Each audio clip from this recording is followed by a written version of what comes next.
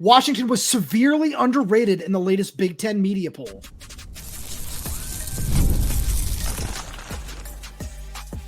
You are Locked On Huskies, your daily podcast on the Washington Huskies, part of the Locked On Podcast Network, your team every day. Welcome back in to another edition of the Locked On Huskies podcast. I'm Roman Tomashoff. That's Lars Hanson. He's site editor with Athlon Sports' Inside the Huskies. I'm the site editor with Huskies Wire. Thank you for making this your first watch or first listen of the day, as we are part of the Locked On Podcast Network, your team every day. And today's episode is brought to you by FanDuel. Make every moment more as playoffs wind down. The sport stops sporting like we want them to, but this summer, FanDuel is hooking up all customers with a boost or a bonus daily. That's right. There's something for everyone every day, all summer long. Visit FanDuel.com to get started. Lars, we got a really fun show for all the everydayers today. We're going to be talking about the Luau at the Lake, Washington's new big-time end-of-summer recruiting bash, spectacular, whatever you want to call it. But we're going to be getting there because we're going to be talking about the latest Big Ten media poll. We're going to get into where we think the Huskies should rank, but Cleveland.com polled a lot of Big Ten media writers, put together all 18 teams in the Big Ten where they believe they'll finish, and Washington came in at a consensus 10th, which feels really low. It does, but when you add in the caveat, I think they were as high as 4 or 5, maybe potentially 6 in that. I believe they were as high as 4 and as low as, I want to say, 14 or 15. I don't believe they were anything lower than that. And when you look at it, you're not wrong for saying they are underrated because what the potential of this team could be. But I don't necessarily, and I'm just going to take the other side of this coin, I don't think it's that egregious when you look at what this team has done coming into the season, because that's all that these preseason rankings are based off of. When you're saying, what is this Washington team going to look like, or what should they be ranked going into the season, is a different conversation than what should this team look like at the end of the season. That, I think, is where you're going to come into some discrepancies, because I think they could end up being the 4th, 5th, 6th best team in the Big Ten. But I don't think it would be fair to say going in, because when you look at the body of work, you have a great quarterback in Will Rogers, great. Jonah Coleman, good running back, no doubt about it. We like Denzel, Boston, Jeremiah Harris started, et cetera, et cetera. But then you look at the rest of the unit, like nobody on the offensive line has started at Washington before, all things considered. Right. And then you look at the defensive line, linebackers, okay, check. Camp Ab, check. You got some nice transfers, but it's a big question mark. And so I don't think it's necessarily disrespectful to have Washington at 10, knowing, especially what we were saying, like Rutgers was at 9. And the conversation that we had about that game in New Jersey at the end of September kind of symbolizes that, where it's tough out and it might be tougher than some people think. And I think also when you get through the non-conference schedule, we'll have a better barometer of who Washington is. Almost in a way similar to 22, where Michigan State was the ranked team when Washington beat them in 22 at Husky Stadium, and Washington looked much more like a top 25 team compared to Michigan State. I wouldn't be surprised, to your point, that they could end up being a top 25 team by the end of September, but I just don't think it's that egregious that going into the season, again, we have to view this as everybody else looking at Washington, right? Not you or I or Husky fans who are maybe a little more connected with this program, looking and evaluating these guys, because obviously we are going to have a difference of opinion when it comes to that compared to the national writers. So I couldn't agree with you more on everything you just said. I looked at this from a slightly different perspective, which is why I personally think that Washington is somewhat underrated, where I look at the teams above them. And I started at 5 because, Michigan at 4, I think that makes sense. They're losing a lot, just like Washington is, but Mason Graham and Will Johnson, especially, I'm okay with that. But I look at, Iowa at 5. We know that there were always going to be major questions around Iowa's offense. So that alone right there, their defense is going to be sick. No doubt. They're going to have a really, really nice defense. USC at 6. They're going to have a lot of questions as well. The post-Caleb Williams era is one thing. Yeah, we know Lincoln Riley, what he does with quarterbacks. Zachariah Branch is also unbelievable. Their offensive line should be decent as well. But what's that defense going to look like? Yeah, they did a really good job retooling it, but we've seen this in the past. Is that actually going to work out? That's a big question that I have. Wisconsin at 7, I think they're a solid squad. I don't necessarily hate that ranking very much. Honestly, if you're talking about solid, maybe they should even be a little higher. I know they're moving on from some guys as well. Nebraska at 8. They usually have a lot of questions. I'm not the biggest Matt Rule fan. And then Rutgers at 9. That's fine. That's fine. It is what it is. think, you flip with them with Washington, maybe this is a slightly different conversation, in my opinion, where there's a lot of, the history of what Rutgers has been for the longest time now certainly seems to bog that down a little bit, in my opinion. But, you look at it and I just see a lot of rankings with question marks. And I just think about, for sure, as you said, Washington has a ton of question marks as well. And I think from the perspective of, what you and I have seen at spring practice, what we've heard over the summer, and what we're going to continue seeing in, a little over a week when we get back on campus for fall camp, that there are going to be a lot of strength to this team. Like I was writing over on Huskies Wire about some of the impact transfers, just like we talked about the other day on this show that the Everyday should go listen to as well if they haven't heard that. But I was thinking about it, and as I'm getting through guys like that I know we've talked about endlessly on the show: Kamren Bruener, Justin Harrington, Deshaun Lynch, Enoch Vamahai, D'Angelo TTLE were some of the names that I put in there, where those are guys like, most of them are questionable, whether it be for health or playing at a lower level. And there are a lot of questions around those guys, but I personally am putting a lot of faith on this and on my opinion in Jedd Fisch's coaching staff, which we have seen succeed. We have seen succeed with, honestly, and, no slight to what the early Arizona groups were, but lesser talent than what they have in front of them now. And I think that's where a lot of my feelings come from in this. And you're not wrong for saying that, but I think it almost adds fuel because, like I said, you're not wrong, but I think it adds fuel to what I'm saying and why you would put Washington at 10, because every single team that you mentioned has the same coach that they had last year, with the exception of Michigan being Sherrod Moore, who was the offensive coordinator and offensive line coach. So same guy on staff. This is a brand new staff coming in. Again, the only former coach is Jordan Palpao, and he was there 2 coaches ago, depending on when you view the Chris Peters there. And so it all that lends credence to, if you're gonna not bet on a team, Washington is the team you're not betting on, just because you don't know. At least you're not betting on them at the start of the season. They might be a very appealing bet by the end of September, mid-October, if they're 4-1, 5-1 going into that Michigan game, if they're able to beat Iowa, in week 6, and that, I think that'll start to be a little more telling. But this also, as we're talking about that, you're talking about the coaching staff.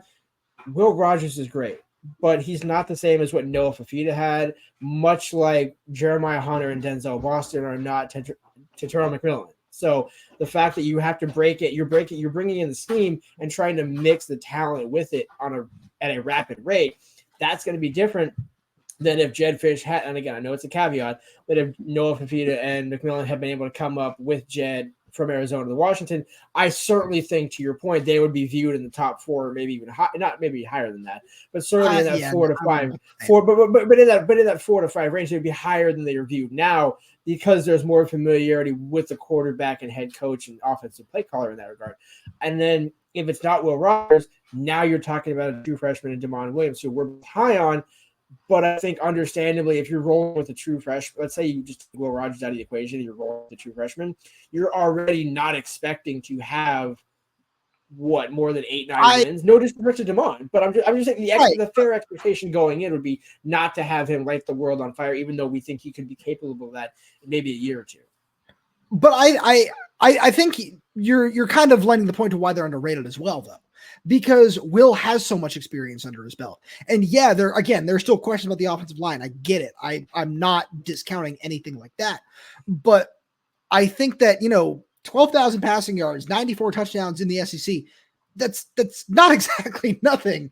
They're both top 5 in the conference's history. And that's something that, should count. And does it play into, what a ranking should be? Probably not. But I think that, when you say, you take Will Rogers, you put Damon Williams into the equation, I think it's more fair to put him at 10. Where with Will Rogers having that veteran leadership, that veteran experience at the wheel, he's a first-year starter in this offense. But I think having just a veteran guy to steady the ship with 2 talented running backs with a very good receiving core. Yeah, they're not Tetero McMillan, but Denzel Boston, Jeremiah Hunter are 2 very, very good receivers. Josh Jackson is going to be a very strong contributor as well. So there's a really nice foundation there. And I think that's more the point. And we're going to talk about the defense more as we keep going here, because I think the defense especially is a big reason why I've got them finishing right now. I've got them at number 6.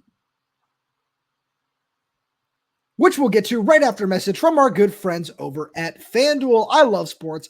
I love them so much I never want them to stop. But as the playoffs wind down, we get fewer games. And the sports aren't sportsing like I want them to, but FanDuel lets me keep the sports going whenever I want. All I have to do is open the app and dream up bets anytime I'm in the mood. And this summer, FanDuel is hooking up all customers with a boost or a bonus daily. That's right. There's something for everyone every day, all summer long. So head over to FanDuel.com and start making the most out of your summer. FanDuel is an official sports betting partner of Major League Baseball. And I've said it before.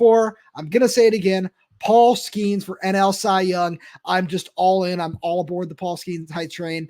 Just everything he can do, his pitch arsenal, the way he tunnels, it's all so beautiful. I love it so much. He's getting some really nice odds over on FanDuel. And if you want just a very strong candidate for NL Rookie of the Year, NL Cy Young, maybe even you want to bet on the Pirates making one of those last wild card spots, you can find great odds on all those things and more over on FanDuel.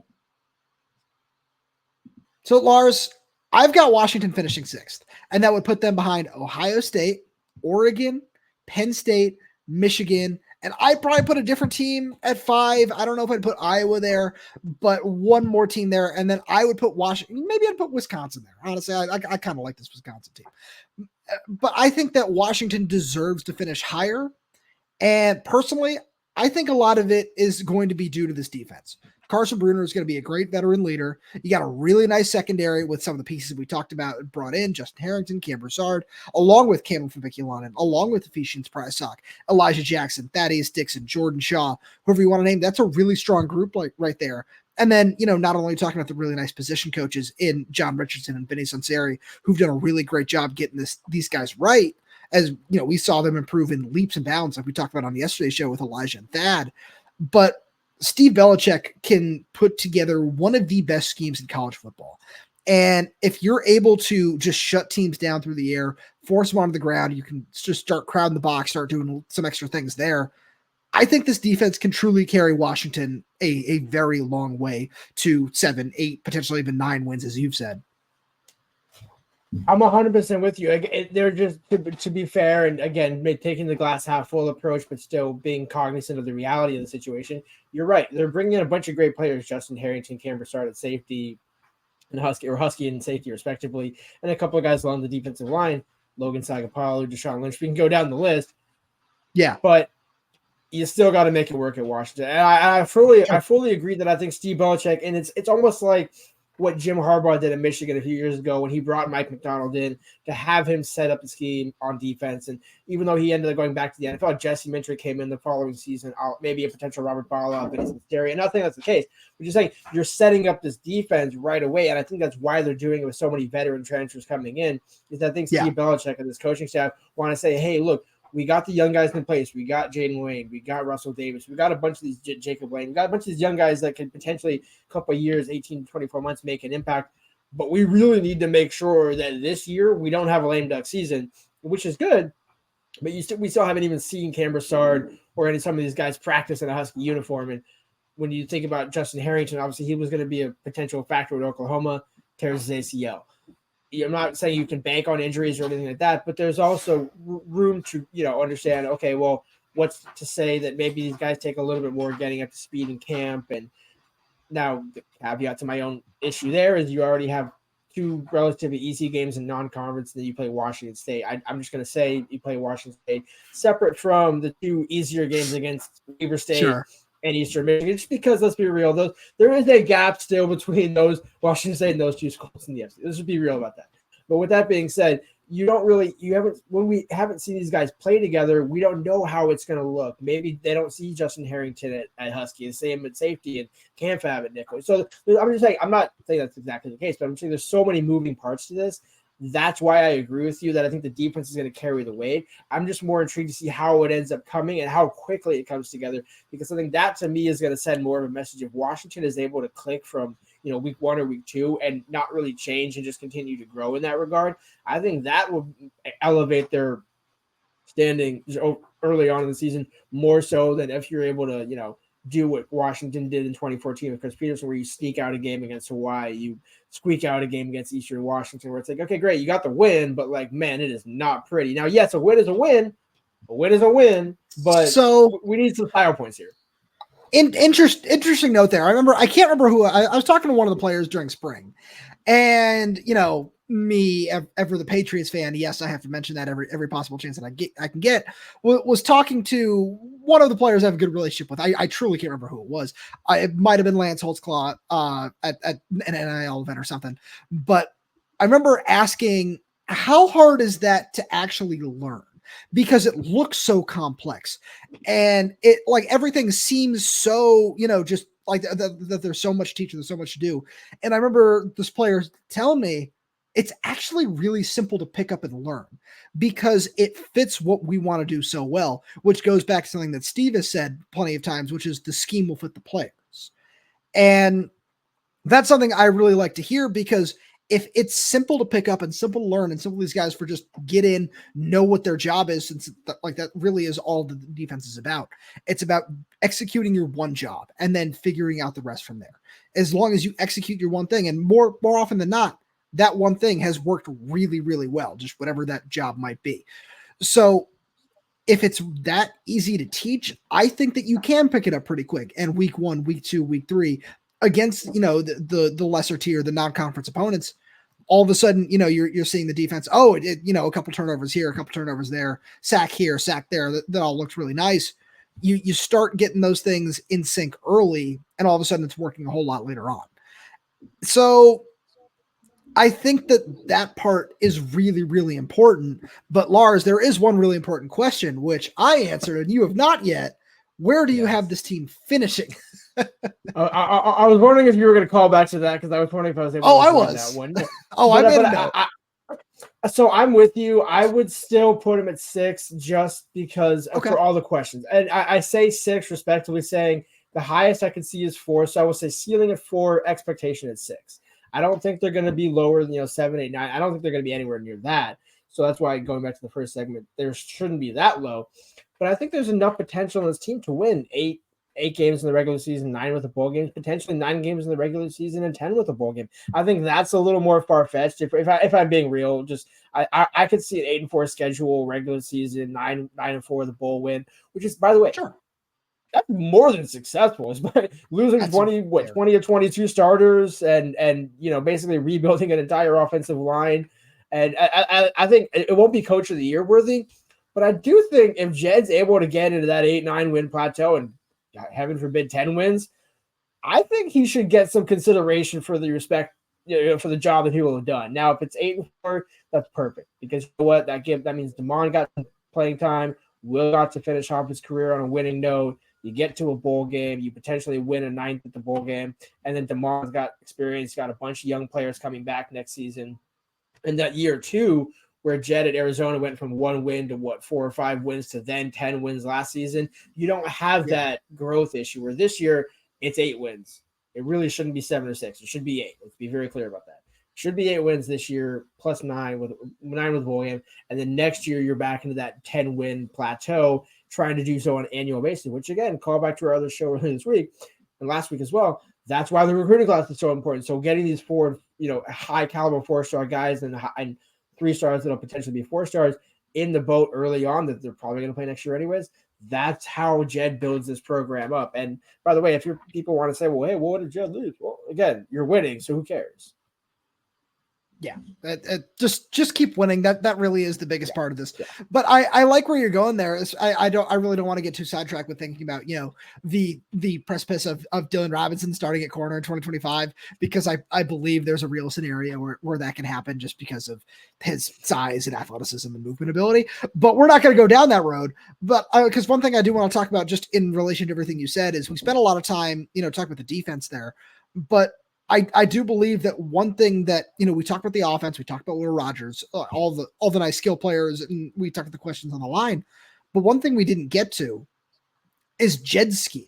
That's the last piece of this puzzle here, where that's really something that I think can be very important here, where, when we saw this Arizona team come up here in 2022, that went, whatever it was, 4-8, 5-7, where I just remember thinking there are a lot of things to really like, and this is a really, really impressive team.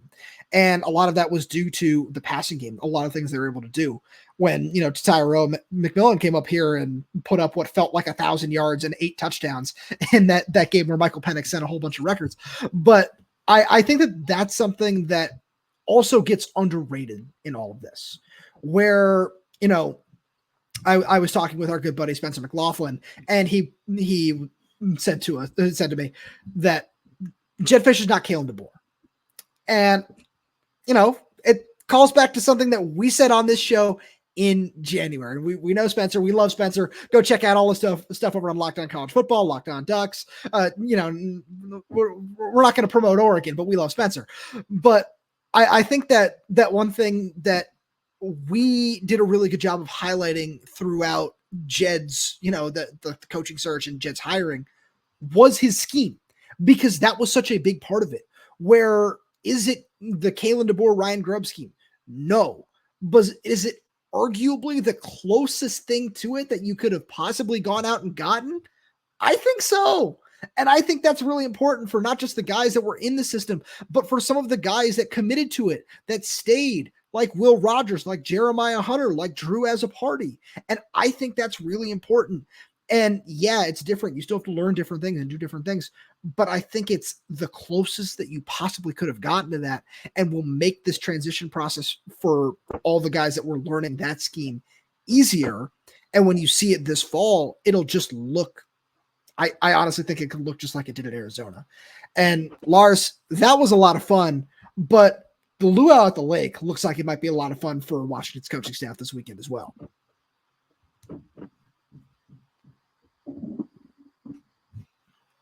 So we said Luau at the Lake a couple of times now. A little background for all the everydayers. Lars and I have heard for a couple of months that Washington was going to be hosting a big unofficial visit weekend, big unofficial recruiting weekend visit, which is very similar to something that Michigan puts on every year, where every year Michigan does what they call the barbecue at the big house, where it's a big camp weekend. That's just a big unofficial visit, kind of like what the Top Dog camps are, but different in its own way. So that sounds like something that Washington will be putting on this weekend. We've seen a couple guys publicly confirm that they're going to be there. One of the big 2025 targets going to be on campus is 4-star safety Ladarian Clardy, who we've talked about. We've also seen some 2026 guys announced that are going to be coming up here. 4-star edge rusher Anthony Jones from Southern California is a big one. I personally haven't seen it. I'm sure it's out there somewhere. But, one of the in-state targets, like the top edge rusher in the state of Washington, number one prospect in the state, Derek Colman-Brusa, is probably going to be somebody in attendance. You had to put a guess on it, since the majority of the 2025 class I've heard is going to be up here as well for that. So, Lars, this is really important. I think this is not only a great idea, but is going to be really crucial for 2025 and beyond. I'm not going to say that Jedd has access to my login, but he might have access to my login, because I was going to write a story about this saying Washington is really one of the only schools that doesn't do a significant visit weekend of sorts right before fall camp or around the time of fall camp. Where you look at Alabama, they have like a similar cookout or shindig or whatever. It's a lot of the Southern schools and a lot of the big time East Coast schools that Michigan, Ohio State, some others do it as well. And I think that was also why Jedd's hire was so important, was you're getting to carry over a little bit from the last segment, where you're getting the right coach to maximize the guys on the roster, while also building on the brand that should be at Washington, which is, hey, we are a destination school. We don't need to just have 1 or 2 visit weekends and we'll kind of sprinkle in some guys. No, make it a destination. You have nice weather right around the corner. It's, again, use the good weather to your advantage. I got the clip of Vinny Cincinnati in the spring saying, man, everyone says it rains here, but it hasn't really rained a lot since I've been here. And for me, it just gets back to the importance that Jedd knows of recruiting. That, I think, is without question biggest indicator of why I think Jedd Fisch is going to have success at Washington, is he understands the value of recruiting, not just for the 25 class, because as you mentioned, there's some 26 guys coming up as well. And I think having a lot of the committed guys around, whether they're uncommitted guys in the 25 class or even the 26, you're looking at that and saying, okay, these are the guys that we want to build the program around. Low and Kamren-Brusa, I'm sure, would come up with his brother for that. Knowing that one's committed already, guys can start talking, hey, well, what made you commit to Washington? What do you think about this? And that's one thing I know you've heard, and I've heard from players that have come out for visits, is everything that the coaching staff says when the hosts, spend time with the recruits and the coaches are away, either with their wives and families or doing whatever, but they're not around the recruits, the players say the exact same thing the coaches do. And I think that is something that, call a spade. Kalen DeBoer couldn't say that. The players could not say that under Kalen DeBoer last year, where it depended. And we've even heard, not just one player, one commit in particular, but we've heard that from a number of people where it's, okay, if you weren't a guaranteed starter, it wasn't necessarily that they didn't like you. You just weren't going to be paying attention too much. Whereas Jedd understands the value, and that message from player 1 to player 85 on the or 84, I guess, on the roster in this case, is the exact same. And I think that's so important when you're getting these big weekends around. You're not just doing it to say, hey, we want to get these guys on campus. It's, no, we already have the culture pretty much in place. We just got to get these guys on campus to experience the culture as much as possible. And let's just be kind of state the obvious here. If you're coming up for an unofficial visit from Florida across the country, that says some pretty good things about what the staff has been able to do just from a general, not just on Clardy specifically, but when was the last time you got an unofficial visitor from East Coast or even just east of Texas after June? Usually they'll come up for a game in August or whatever, or September, October. But it's okay, we're flying in day of game, flying out next morning. We just wanted to kind of get that unofficial visit in. A big visit coming up this weekend, and I think you don't want to count the chickens until they hatch, but that chicken is looking awfully tempting. I couldn't agree with you more, and I also think that just a couple other guys that I'm really going to be looking out for that could possibly be in attendance, because we know this coaching staff wants to take another wide receiver. So would Andrew Marsh want to come back up? Would Jerome Miles possibly want to be in attendance? Those are names that, I'm not speculating. I'm not saying that I've heard that they're coming up, but those are names that I would watch to say, could this guy possibly be in attendance? In this age of social media, people are looking at people's Instagram stories every single day, and this guy's in Seattle. What's Jerome Miles doing in Seattle? If that happens to happen on Friday, Saturday, Sunday, would I be surprised? No. Do I expect it? Also, no at this point in time, but it's an option that, just with the way that recruiting process has gone, I wouldn't be surprised at this point in time. No, I'm 100% with you. I do think Andrew Marsh is visiting Michigan around, if not the same day as the Luau. So but to your point, I think there's also guys that maybe we're not even talking about, or I think more so it's going to be 26 guys than anything else. But I there will agree, be some yeah. 25. There will be some uncommitted 25 guys there, but for the most part, it's just a matter of you want a lot of that 25 class to get around the 26 class as much as possible, because those two classes are still going to be the foundation, along with the bridge players, the Adam Hammers, the DeMond Williams, the Justice Williams, et cetera, that were carried over from the 2024 class. Really, you're building these next two classes, with this group that they have right now. And so I think just as importantly, I know they're not official visits or, guys that are going to, even if they commit, won't be signing anytime soon. It's still just as important to have those guys around each other as much as possible, because especially everybody always says it's up, a million miles away in Seattle. Well, hey, if you want to make that trip, I think that speaks to a lot of what Jedd's been able to do on the recruiting trail. And I'm just so glad that this staff I don't know why it took this. It's because it's not on the school. It's not on the school. No, I don't know why. That's a coaching staff thing. But and that's why when you look at Chris Peterson, he obviously elevated the level of recruiting, no doubt, even towards the end with the Latu, the McDuffie classes, et cetera. We don't have to revisit all that. But the Jimmy Lake era and even the DeBoer era, neither of those two guys were going to ever come up with this. Let's be real about that. And obviously, Kalen, I think, is doing that at Alabama because Alabama always does something like that. So when you're going to new territories, yeah, Kalen's going to figure that one out.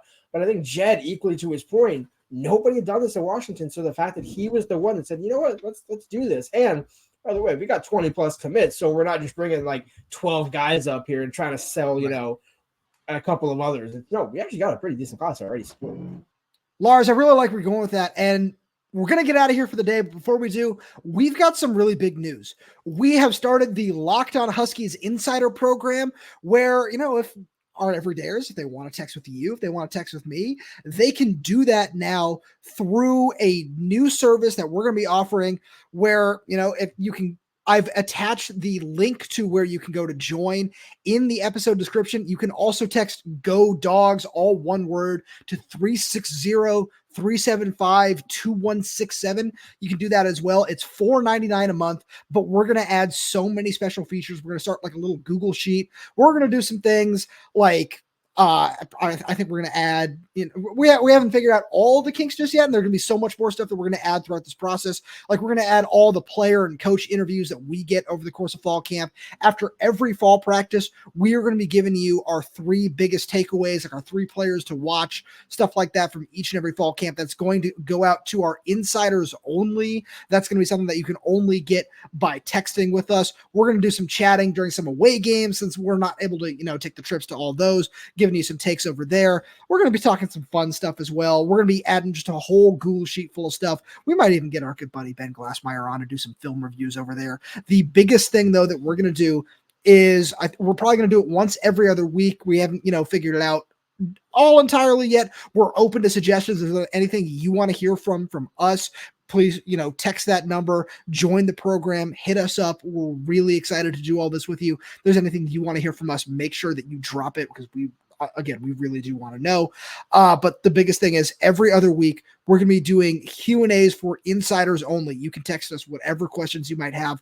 We're going to do our best to answer every single one of them in videos that you will only be able to get. They're going to be unlisted on YouTube and only able to be viewed by people with the link by our insiders. So again, make sure you text Go Dogs for 50% off your first 2 months after a free 14-day trial for everyone at 360-375-2167, or go down to the link in our episode description and you're going to be able to join that program. It's going to be a lot of fun. You're going to love everything we've got coming for you. And with that being said, Lars, as always, thank you so much for being here.